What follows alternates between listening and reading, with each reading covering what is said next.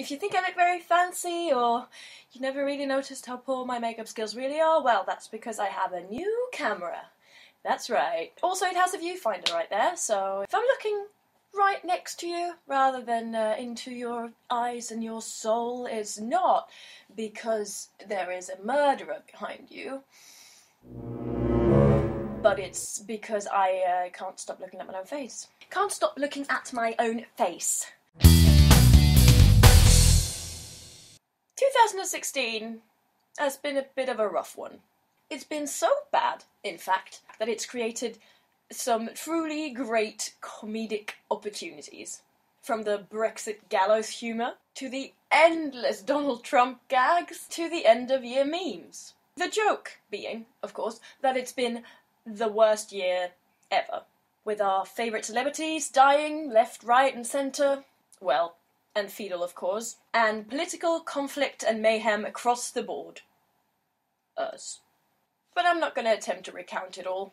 It will be done far better by many others, and it will only end up showing how small my little privileged world is.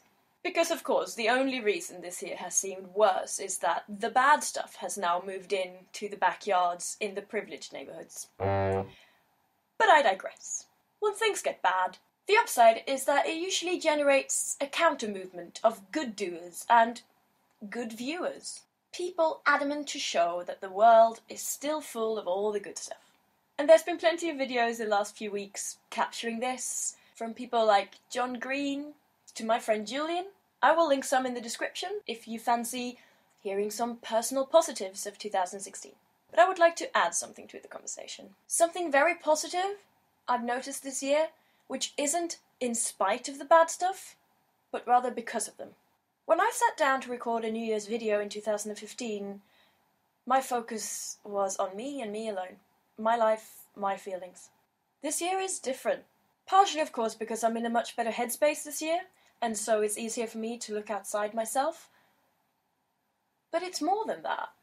I can't imagine anyone sitting down trying to wrap up or summarize or reflect on this last year without including the rest of the world.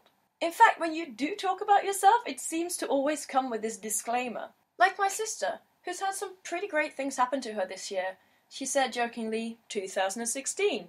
Bad for the world, great for me. And there's something quite wonderful about that. In this time of individualism and celebration of independence, we have this year been forced to realise that we do not exist separate from the world. We exist in the world. We are the world. One of my favourite Swedish artists, Emil Jensen, spoke a few years ago about the death of idealism, how it was being strangled by individualism. Why should I have to consider the rest of the world in my happiness, in my well-being? I think 2016 has reminded us, not individually, but as a community, that the rest of the world is involved in our well-being. And it's our job to make it as good as it can be, and to fight the forces attempting to make it collectively worse. Even when you, personally, might be in the privileged group that gains from such a change. So, Happy New Year! The idealist inside me is looking forward to the damage control year 2017 is inevitably going to be. Thank you for watching. If you liked the video, give it a like, and let me know in the comments if you agree with me or if you haven't seen such a change in the world around you. And subscribe, because why not? See you next year. Bye.